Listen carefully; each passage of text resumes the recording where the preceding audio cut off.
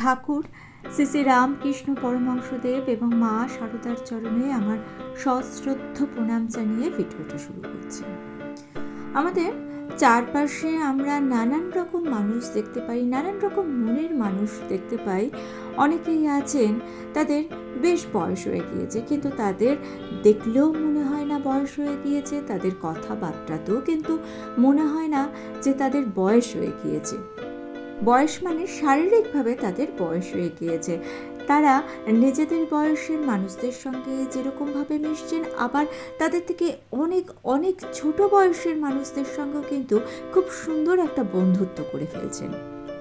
আবার অনেক মানুষকে দেখি তাদের সেরকম বয়স হয়নি, কিন্তু তার আগে থেকেই তারা মনে মনে ভাবছেন এবং নিজেকে গুটিয়ে রাখছেন যে তাদের বয়স হয়ে গিয়েছে বলে। অনেককে তো দেখি তারা নিজেদের পোশাক আশাকের ওপরও অনেক বিধিনিষেধ আরোপ করে ফেলছেন, নিজেরাই আরোপ করে ফেলছেন, ভাবছেন আমাদের বয়স হয়ে গিয়েছে, এবার থেকে একটু চেঞ্জ আনতে হবে। এমনকি পোশাকের কালার সম্বন্ধেও তারা সচেতন হয়ে যাচ্ছেন। কিন্তু কালার তো প্রকৃতির কালার, প্রকৃতির কালারের ওপর, প্রকৃতির রূপ রস গন্ধের ওপর সকলের সমান অধিকার। অনেকে আবার অতীতকে আঁকড়ে ধরে থাকতে পছন্দ করেন। তারা মনে করেন তাদের সময় খুব ভালো ছিল, এখন সব কিছু খারাপ। দেখুন, ভালো খারাপ সব যুগেই আছে, সব সময়তেই আছে। আপনি কোনটাকে অ্যাকসেপ্ট করবেন সেটা আপনার উপর নির্ভর করছে। একটু ভেবে দেখবেন, আপনার সময়ও কিন্তু অনেক কিছু খারাপ ছিল, সেগুলো আপনাকে যেরকমভাবে কোনো প্রভাব ফেলতে পারেনি। বর্তমান সময়ের খারাপগুলো আপনাকে সেরকমভাবেই প্রভাব ফেলতে পারবে না। সে যাই হোক, জাগতিক নিয়মে আপনি যখন অর্ধশতক পার করে ফেলেছেন, অর্থাৎ আপনার বয়স 50 পেরিয়ে গেছে, তখন নানান রকম দুর্বলতা মনকে দুর্বল করে। মাত্র 3টি কথা, মানে 3টি উপায় মেনে চলতে পারলেই আপনি থাকবেন চিরতরুণ। সেই নিয়েই আজকের ভিডিও। প্রথমত, আপনি সব সময় মনে রাখবেন যে বয়স হচ্ছে একটা সংখ্যা মাত্র। বয়স সেই সংখ্যাটাই নির্দেশ করে দিচ্ছে যে কত বছর, কত মাস বা কত দিন ধরে এই পৃথিবীতে আপনি আপনার শরীরটিকে নিয়ে রয়েছেন। বয়স সেটাই আপনাকে জানিয়ে দিচ্ছে যে কত দিন বা কত সময় ধরে এই পৃথিবীর জল, বাতাস, খাদ্য আপনার শরীর গ্রহণ করছে। সুতরাং বয়স আপনার হয়নি, বয়স হয়েছে আপনার শরীরের।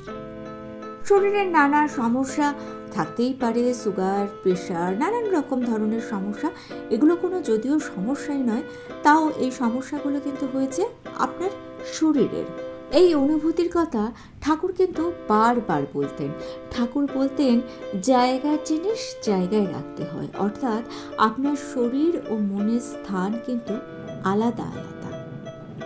আপনার শরীরের ভেতর যে আত্মাটি রয়েছে, অর্থাৎ আপনি রয়েছেন, তা অমর ও অজেয়। বাস্তবে এই কথাটি আমাদের জানা থাকলেও মেনে নেওয়া কঠিন হয়ে পড়ে। এই কথাটি মেনে নিতে পারবেন আপনি খুব সহজভাবে যদি প্রকৃতি থেকে আপনি শিক্ষা নেন। প্রকৃতির থেকে বড় শিক্ষক এই পৃথিবীতে আর কিচ্ছু নেই।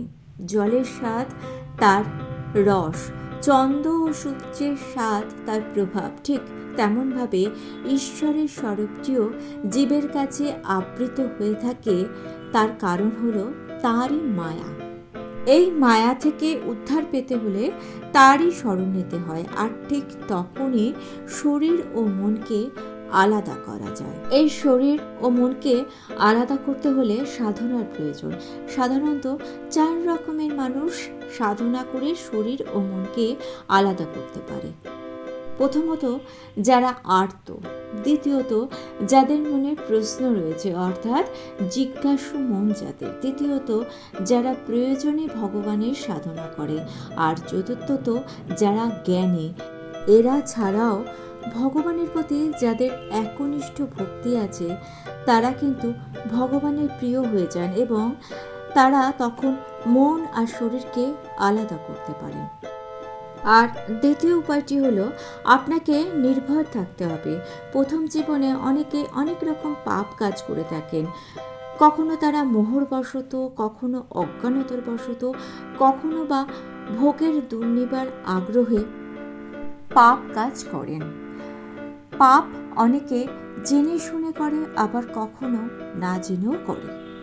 পরবর্তীকালে এইসব মানুষেরা যখন ধর্মপথে আসেন, তখন তারা আগের অধর্ম আচরণের জন্য অন্তরে দুঃখিত হয়ে পড়ে। তখন তাদের মনে হয় যে এত পাপ করার পরেও ঈশ্বর কি তার কথা শুনবেন? তার মনে হয় তার পূর্বের অধর্মের জন্য বর্তমানের সমস্ত ধর্মীয় আচরণ বৃথা হয়ে যাবে। ঠিক এই রকম যখন মনের অবস্থা, ঠিক সেই সময় ঠাকুর ও মায়ের বাণী আমাদের মনে সাহস যোগায়। মা বলছেন, সন্তান যখন ধুলো কাদা মেখে আসে তখন মা কি তাদের দূরে ঠেলে দিতে পারে? তাই তো তখন ধুলো কাদা ঝেড়ে তাকে কোলে তুলে নেয়। অন্যদিকে ভগবান শ্রীকৃষ্ণও বলছেন, অত্যন্ত দুরাচার ব্যক্তি যদি অন্য কোনো দিকে মন না দিয়ে শ্রীকৃষ্ণের ভজনা করে, তেমন ব্যক্তিকে সাধু বলেই মনে করতে হয়। কারণ যথার্থ পথে চলার জন্য তিনি শীঘ্রই ধর্মাত্মা হয়ে যান। প্রহ্লাদের পিতা যখন তাকে হাতির পদতলে নিক্ষেপ করেছিল, তখনও ভগবান বিষ্ণু যেমন তাকে রক্ষা করেছিলেন, তেমনি অন্য কোনো মানুষও ভগবানের শরণ নিলে তার বিনাশ কখনোই হতে পারে না। ঠাকুর মাকে এই আশ্বাস দিয়ে গিয়েছিলেন যে ঠাকুরকে মন থেকে যে প্রার্থনা করবে তাকে অন্তিমে একবার তিনি দর্শন দেবেনই। গীতায় শ্রীকৃষ্ণ বলছেন, সারা জীবন যদি ভগবানকে মানুষ সেভাবে ডেকে উঠতে নাও পারে, তবুও হতাশার কিছু নেই। অন্তিমে যখন আর কেউ তাকে ভরসার কথা শোনাতে পারবে না, ঠিক সেই সময় ভগবানই তার সহায়। এবং ভগবান স্পষ্টভাবেই বলেছেন, অন্তকালে আমাকে স্মরণ করে যে শরীর ত্যাগ করে সে নিশ্চিতভাবে আমাকেই পায়।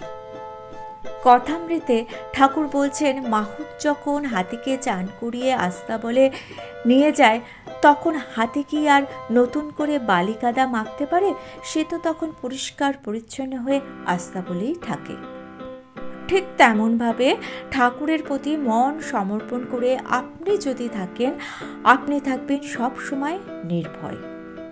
আর একটা কথা সব সময় মনে রাখবেন, ভুল মানুষ করে, অনেক সময় জেনে করে, অনেক সময় না জেনে করে।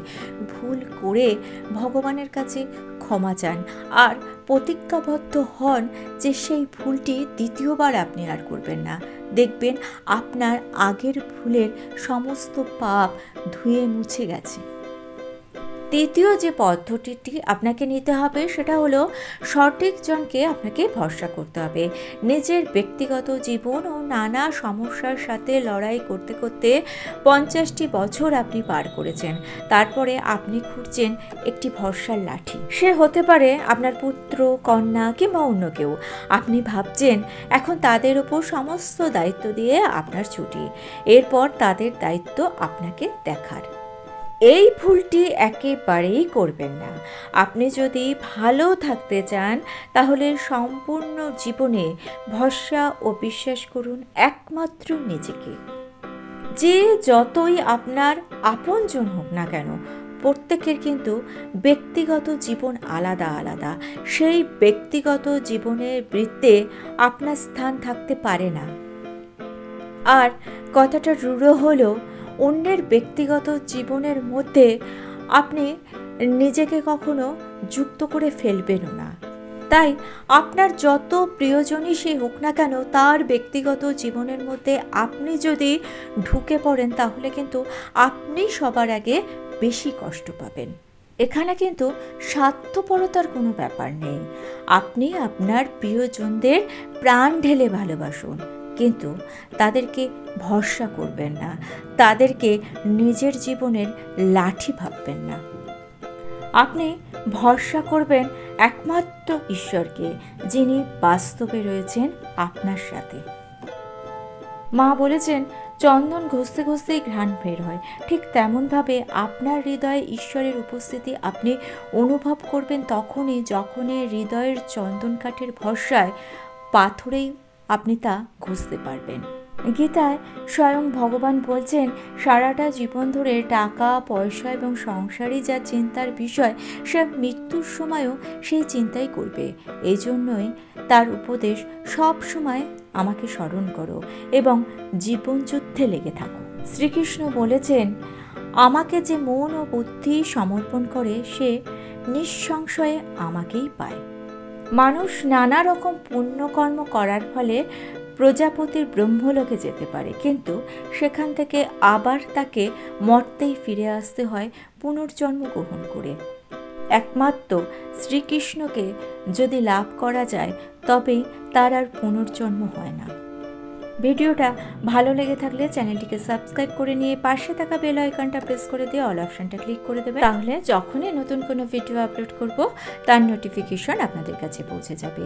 ঠাকুর ও মায়ের চরণে প্রণাম জানিয়ে আজকে এই পর্যন্ত। Thanks for watching.